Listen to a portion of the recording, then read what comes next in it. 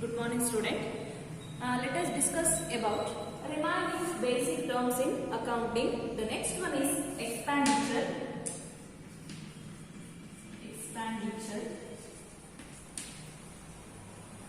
The next basic term in accounting is expenditure. So expenditure means it is spending a money or incurring a liability for receiving some benefit or receiving some services or property is called expenditure amount. Expenditure means it is a spending money ಅಂದ್ರೆ amount ಅನ್ನ spend ಮಾಡ್ತೀವಿ. ಏನಕ್ಕೆ ನಾವು amount ಅನ್ನ spend ಮಾಡ್ತೀವಿ ಅಂತಂದ್ರೆ receiving some benefits or receiving some property or receiving some services. Benefit ಅನ್ನ receive ಮಾಡ್ಕೊಳ್ಳೋದಕ್ಕೆ, ಸರ್ವಿಸಸ್ ಅನ್ನ ರಿಸೀವ್ ಮಾಡ್ಕೊಳ್ಳೋದಕ್ಕೆ, ಇನ್ ಕೇಸ್ ಪ್ರಾಪರ್ಟಿನ ತಗೊಳ್ಳೋದಕ್ಕೆ, ಅಲ್ಲಿ ಕಾಸ್ಟ್ ಅಮೌಂಟ್ ಅನ್ನ ಒಂದು ಸ್ಪೆಂಡ್ ಮಾಡೋದಕ್ಕೆ, ಇನ್ಕರ್ಡ್ ಆಗೋದಕ್ಕೆ, ಕಾಸ್ಟ್ ಇನ್ಕರ್ಡ್ ಆಗೋದಕ್ಕೆ ಅಂತೀವಲ್ಲಿ ಎಕ್ಸ್ಪ್ಯಾಂಡಿಚರ್ ಅಮೌಂಟ್ ಅಂತ ಹೇಳ್ತೀವಿ. ಲಾಸ್ಟ್ ಕ್ಲಾಸ್ ಅಲ್ಲಿ ನಾವು ಎಕ್ಸ್ಪಾನ್ಸಸ್ ಅಂತ ನೋಡಿದ್ವಿ. ಸೊ ಎಕ್ಸ್ಪಾನ್ಸಸ್ ಅಂದ್ರೆ ಅದು ಸ್ಮಾಲ್ ಅಮೌಂಟ್ಗೆ ರಿಲೇಟೆಡ್ ಇರುತ್ತೆ. ಫಾರ್ ಎಕ್ಸಾಂಪಲ್ ಡೈಲಿ ಟ್ರಾನ್ಸಾಕ್ಷನ್ ಬರುವಂತಹ ಡೇ ಟು ಡೇ ಲೈಫ್ ಅಲ್ಲಿ ಬರುವಂತಹ ಎಕ್ಸ್ಪಾನ್ಸಸ್ ಗಳೇನಿರುತ್ತೆ ಅದು ಎಕ್ಸ್ಪಾನ್ಸಸ್ ಅಂತ ಹೇಳ್ತೀವಿ. For example advertisement bill, telephone bill ಅಂತ ಹೇಳ್ಬಿಟ್ಟು ಲಾಸ್ಟ್ ಕ್ಲಾಸ್ ಅಲ್ಲಿ ಬಂದಿತ್ತು. ಅಂದ್ರೆ ಡೈಲಿ ನಾವು ಏನು ಯೂಸ್ ಮಾಡ್ತೀವಲ್ಲ ಅದಕ್ಕೆ ಬರುವಂತಹ ಕಾಸ್ಟ್ ಅಮೌಂಟ್ ಎಕ್ಸ್ಪಾನ್ಸಸ್. ಇದರಲ್ಲಿ ಎಕ್ಸ್ಪ್ಯಾಂಡಿಚರ್ ಅಂದ್ರೆ ಇದು ಬಿಗ್ ಅಮೌಂಟ್ ಆಗಿರುತ್ತೆ. ಸೊ ಪ್ರಾಪರ್ಟಿ ಅನ್ನೋದು ಬಿಗ್ ಅಮೌಂಟ್ ಅಲ್ಲಿ ಬರುತ್ತೆ. ಇನ್ನು ಸರ್ವಿಸಸ್ ಆಗಿರ್ಬೋದು, ಬೆನಿಫಿಟ್ ಆಗಿರ್ಬೋದು, ಅವೆಲ್ಲ ಕಡಿಮೆ ಅಮೌಂಟ್ ಅಲ್ಲಿ ಇರಲ್ಲ, ಬಿಗ್ ಅಮೌಂಟ್ ಅಲ್ಲಿ ಇರುತ್ತೆ. ಹಾಗಾಗಿ ಒಂದು ಹೋಲ್ ಅಮೌಂಟ್ ಏನಿರುತ್ತೆ ಅದಕ್ಕೆ ರಿಲೇಟೆಡ್ ಇರುವಂತಹ ಎಕ್ಸ್ಪೆನ್ಸ್ ಗಳೇನಾಗುತ್ತೆ, ಕಾಸ್ಟ್ ಏನಾಗುತ್ತೆ ಅದು ಎಕ್ಸ್ಪ್ಯಾಂಡಿಚರ್ ಆಗಿರುತ್ತೆ. So expenditure means it is spending money or incurring a liability for some receiving the benefit amount or property amount or services amount. ಕೆಲವೊಂದು ಸರ್ವಿಸಸ್ ಗಳನ್ನ ತಗೊಳ್ಳೋದಕ್ಕೆ, ಪ್ರಾಪರ್ಟಿಯನ್ನು ತಗೊಳ್ಳೋದಕ್ಕೆ ಅಥವಾ ಬೆನಿಫಿಟ್ ಗಳನ್ನ ರಿಸೀವ್ ಮಾಡ್ಕೊಳ್ಳೋದಕ್ಕೆ ಆಗಿರುವಂತಹ ಬಿಗ್ ಎಕ್ಸ್ಪೆನ್ಸಸ್ ಅಮೌಂಟ್ ಎಕ್ಸ್ಪ್ಯಾಂಡಿಚರ್ ಆಗಿರುತ್ತೆ. For example payment of salary, for example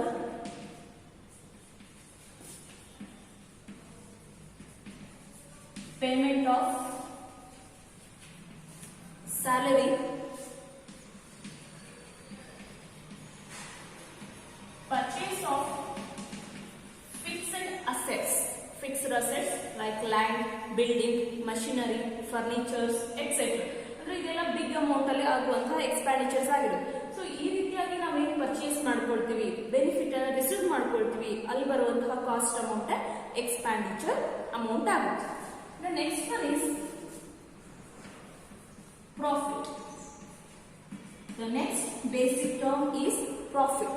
Profit means the excess of the revenue amount related to a given period and overheads related to the expenses amount. The differences amount of the revenue and expenses is called profit. Excess of the revenue over is related to the expenses. ಅಂದ್ರೆ revenue amount ಜಾಸ್ತಿ ಇದ್ದು ಅದಕ್ಕೆ related ಆಗಿರುವಂತಹ expenses ಗಳು ಕಡಿಮೆ ಇದ್ರೆ ಅಲ್ಲಿ ಬರುವಂತಹ ಡಿಫರೆನ್ಸಸ್ ಅಮೌಂಟ್ ಏನಾಗಿರುತ್ತೆ, ಪ್ರಾಫಿಟ್ ಅಮೌಂಟ್ ಆಗಿರುತ್ತೆ. So excess of the revenue over is related to the expenses. The differences amount is called profit. So profit is equal to revenue minus expenses.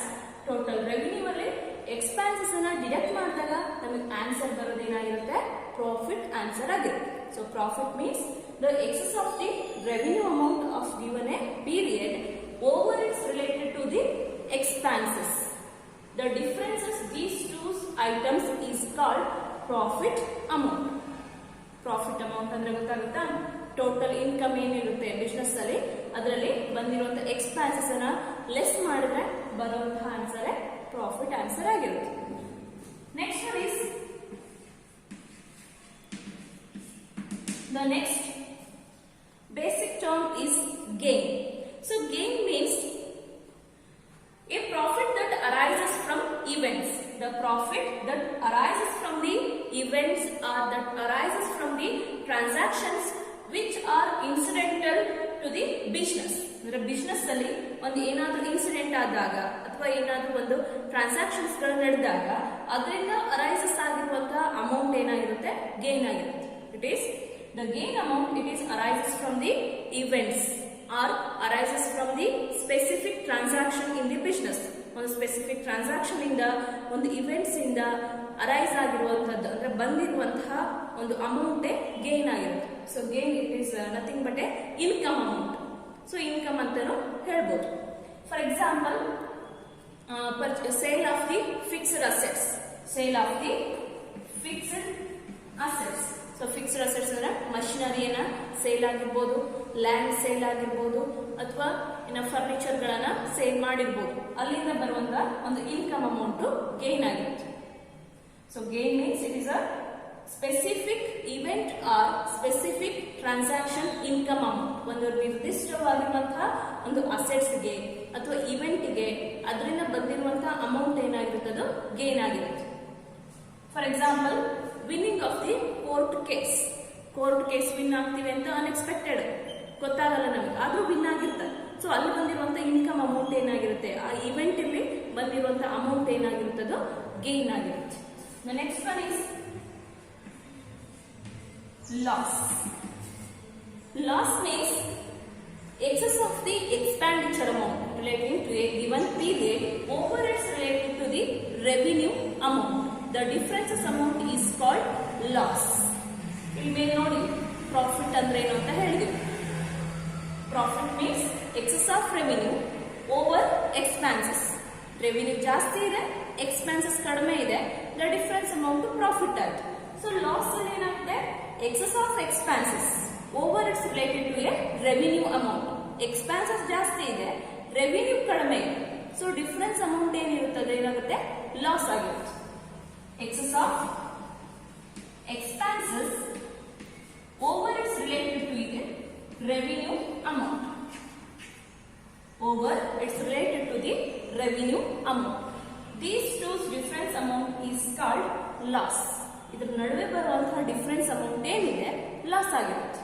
So expenses ಮಾಡ್ತಾ ಹೋದಾಗ ಅಲ್ಲಿ revenue ಎಷ್ಟಿದೆ ಅದನ್ನ minus ಮಾಡಿದಾಗ ಅಲ್ಲಿ ಬರುವಂತಹ ಅಮೌಂಟೇ ಲಾಸ್ ಅಮೌಂಟ್ ಆಗಿರುತ್ತೆ.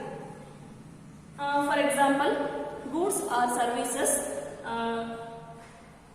fire attack or theft from the goods or services in the business organization. Business organization ಅಲ್ಲಿ goods ಅಥವಾ ಸರ್ವಿಸಸ್ ಗಳು ಫೈರ್ ಅಟ್ಯಾಕ್ ಆಗಿ ಅಥವಾ ಆಕ್ಸಿಡೆಂಟ್ ಆಗಿ ಅಥವಾ ಯಾರಾದ್ರೂ ಕಳ್ಳ ಬಂದು ಕಳ್ಳತನ ಮಾಡ್ಕೊಂಡು ಹೋದಾಗ ಅಲ್ಲಿ ಬರುವಂತಹ ಲಾಸ್ ಏನಾಗಿರುತ್ತದೋ ಎಕ್ಸ್ಪೆನ್ಸಸ್ ಆಗಿರುತ್ತೆ. ಸೊ ಬಿಗ್ ಎಕ್ಸ್ಪೆನ್ಸಸ್ ಅಂತ ಹೇಳ್ಬಿಟ್ಟು ಹೇಳ್ಬೋದು. ಸೊ ಅದನ್ನ ಏನಂತ ಕರಿತೀವಿ, ಲಾಸ್ ಅಂತ ಹೇಳ್ಬಿಟ್ಟು ಹೇಳ್ತಾರೆ. The next one basic term is discount. Discount. So discount means it is a deduction price for the goods sold. Goods ಅನ್ನ ಸೋಲ್ಡ್ ಮಾಡಬೇಕು ಅಂತ ಹೇಳಿದಾಗ ಒಂದು ಪರ್ಟಿಕ್ಯುಲರ್ ಪರ್ಸೆಂಟೇಜ್ ಅಲ್ಲಿ ಅಫೋರ್ಡ್ ಮಾಡ್ತಾರೆ. ಈಗ ಕಂಪನಿಯವರು ಅಥವಾ ಬಿಸ್ನೆಸ್ ಆರ್ಗನೈಸೇಷನ್ ಅವರು ಅಫೋರ್ಡ್ ಮಾಡ್ತಾರೆ. ಫಾರ್ ಎಕ್ಸಾಂಪಲ್, ಈಗ ನೀವೇನಾದ್ರೂ ಪರ್ಚೇಸ್ ಮಾಡ್ಕೊಳಕ್ ಹೋದಾಗ ಅಲ್ಲಿ ಶಾಪ್ ಅಲ್ಲಿ ಏನ್ ಮಾಡ್ತಾರೆ, ಒಂದು ಡಿಸ್ಕೌಂಟ್ ಪ್ರೈಸ್ ಅಂತ ಹೇಳ್ತಾರೆ. ನೀವು ತಗೊಳ್ಳುವಂತ ಪ್ರಾಡಕ್ಟ್ ಬೆಲೆ ಒಂದು 100 rupees ಅಂತ ಹೇಳ್ತಾರೆ. ಅವ್ರು ಏನ್ ಮಾಡ್ತಾರೆ, ಒಂದು 5 ರೂಪಾಯಿ ಕಡಿಮೆ ಮಾಡಿಕೊಡ್ತಾರೆ. ಈ 5 ರೂಪಾಯಿ ರೆಡ್ಯೂಸಸ್ ವ್ಯಾಲ್ಯೂ ಇದೆ, ಅದೇನಾಗಿರುತ್ತೆ, ಆಫರ್ಡ್ ಪ್ರೈಸ್ ಇದೆ. So offered price it is a deduction price for the goods sold. Goods sold ಅನ್ನ ಮಾಡಬೇಕಾದ್ರೆ ಒಂದು offering price or deduction price ಏನಿರುತ್ತೆ ಅಲ್ಲ, ಡಿಸ್ಕೌಂಟ್ ಆಗಿದೆ. So discount means it is a deduction price for the sale of the goods sold. Goods ಅನ್ನ sold ಮಾಡಬೇಕಾದ್ರೆ ಬಂದಿರುವಂತಹ ಒಂದು offering price or discount price ಅನ್ನ, ಡಿಡಕ್ಷನ್ ಪ್ರೈಸ್ ಅನ್ನ ಏನಂತ ಕರಿತೀವಿ, ಡಿಸ್ಕೌಂಟ್ ಅಂತ ಹೇಳ್ತೀವಿ.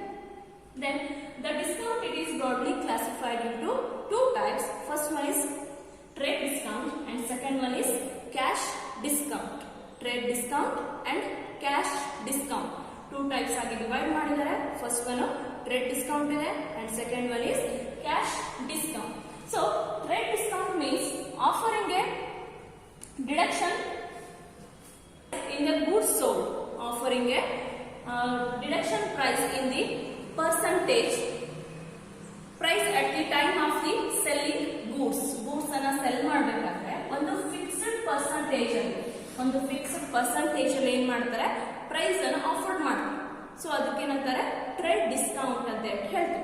And next one is second one is cash discount. Cash discount means it is offering wholesaler to retailers and retailers to consumers. ಇಲ್ಲೇನ್ ಮಾಡ್ತಾರೆ, ಹೋಲ್ಸೇಲರ್ಸ್ ಏನಿರ್ತಾರೆ goods ಅನ್ನ ಪ್ರೊಡ್ಯೂಸ್ ಮಾಡ್ಬಿಟ್ಟು ನೆಕ್ಸ್ಟ್ ಬಂದು ತಗೊಳ್ಳೋರು ಯಾರು ಇರ್ತಾರೆ, ಹೋಲ್ಸೇಲರ್ಸ್ ಇರ್ತಾರೆ. ಸೊ ಹೋಲ್ಸೇಲರ್ಸ್ ಟು ರಿಟೈಲರ್ ಬಂದು ತಲುಪೋದು. ರಿಟೈಲರ್ ಇಂದ ಏನಾಗುತ್ತೆ ನೆಕ್ಸ್ಟ್ ಅದು ಕನ್ಸ್ಯೂಮರ್ಸ್ ಗೆ ಬಂದು ತಲುಪೋದು. ಸೊ ಅದ್ರ ನಡುವೆ ಆಫರ್ ಏನಿರುತ್ತೆ, ಪ್ರೈಸ್ಗಳು, ಅಮೌಂಟ್ ಪೇ ಮಾಡಬೇಕಾದ್ರೆ ಇರುವಂತಹ ಒಂದು ಪ್ರೈಸ್ ಅಮೌಂಟ್ ಅನ್ನ ಕ್ಯಾಶ್ ಡಿಸ್ಕೌಂಟ್ ಅಂತ ಹೇಳ್ಬಿಟ್ಟು ಹೇಳ್ತೀವಿ. ಡಿಸ್ಕೌಂಟ್ ಅಲ್ಲಿ 2 ಟೈಪ್ಸ್ ಬರುತ್ತೆ. First one trade and second one cash discount. And next basic term is voucher.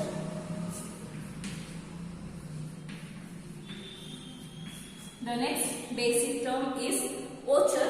Voucher means it is a documentary evidences. Documentary evidences in support a transaction. ಒಂದು transaction ಅನ್ನ maintain ಮಾಡಬೇಕು ಅಂದ್ರೆ ಅದಕ್ಕೆ related ಆಗಿರುವಂತಹ ಒಂದು supportive documents ಗಳನ್ನ, ಒಂದು support ಆಗಿ ಬರುವಂತಹ ಟ್ರಾನ್ಸಾಕ್ಷನ್ಸ್ ಗಳಿಗೆ ರಿಲೇಟೆಡ್ ಆಗಿರುವಂತಹ ಒಂದು ಡಾಕ್ಯುಮೆಂಟ್ ಅನ್ನ ಏನಂತ ಕರೀತಾರೆ, ವೋಚರ್ ಅಂತ ಹೇಳ್ತಾರೆ. Voucher means it is a documentary evidences in support of the recording transaction in books of the accounts. Accounts ಅನ್ನ ಒಂದು ಬುಕ್ ಅಲ್ಲಿ ರೆಕಾರ್ಡ್ ಮಾಡೋದಕ್ಕೆ ಹೆಲ್ಪ್ ಆಗುವಂತಹ ಒಂದು ಡಾಕ್ಯುಮೆಂಟರಿ ಎವಿಡೆನ್ಸಸ್ ಗಳೇ ವೋಚರ್ ಆಗಿರುತ್ತೆ. For example receipt and cash memo or invoices etcetera. ಒಂದು ನಾವು ಬುಕ್ಸ್ ಅಲ್ಲಿ ರೆಕಾರ್ಡ್ ಮಾಡಬೇಕು ಅಂದ್ರೆ ನಮ್ಗೆ ಅದು ರಿಲೇಟೆಡ್ ಇರುವಂತಹ ರಿಸಿಪ್ಟ್ ಬೇಕು. ನಾವೇನೇ ಬೈ ಮಾಡಿದ್ರು ಅಥವಾ ಏನೇ ಸೆಲ್ ಮಾಡಿದ್ರು ಅದ್ರ ಬೇಕಾಗಿರುವಂತಹ ಒಂದು ರಿಸಿಪ್ಟ್ ಅಮೌಂಟ್ ಬೇಕಾಗುತ್ತೆ. ಒಂದು ಕ್ಯಾಶ್ ಮೆಮೋ ಬೇಕು ಅಥವಾ ಇನ್ವಾಯ್ಸ್ ಬೇಕು. ಇವಿಷ್ಟು ಇದ್ದಾಗ ನಾವೇನ್ ಮಾಡ್ಬೋದು, ನೀಟಾಗಿ ಅಕೌಂಟ್ಸ್ ಅಲ್ಲಿ ರೆಕಾರ್ಡ್ ಅನ್ನ ಮೇಂಟೈನ್ ಮಾಡ್ಬೋದು. ಸೊ ಹಾಗಾಗಿ ಈ ಡಾಕ್ಯುಮೆಂಟರಿ ಎವಿಡೆನ್ಸಸ್ ಗಳನ್ನ ಏನಂತ ಕರೀತಾರೆ, ವೋಚರ್ಸ್ ಅಂತ ಹೇಳ್ತಾರೆ. Voucher means it is a documentary evidences in support of A transaction in books of the accounts. Okay student, in this session ಅಲ್ಲಿ ನಾವು ಇಷ್ಟನ್ನ ಡಿಸ್ಕಸ್ ಮಾಡ್ತಾ ಇದ್ದೀವಿ. ಸೊ ನೆಕ್ಸ್ಟ್ ಕ್ಲಾಸ್ ಅಲ್ಲಿ ಇನ್ನ ರಿಮೈನಿಂಗ್ ಪಾರ್ಟ್ ಅನ್ನ ಡಿಸ್ಕಸ್ ಮಾಡ್ತಾ ಹೋಗೋಣ. Thank you.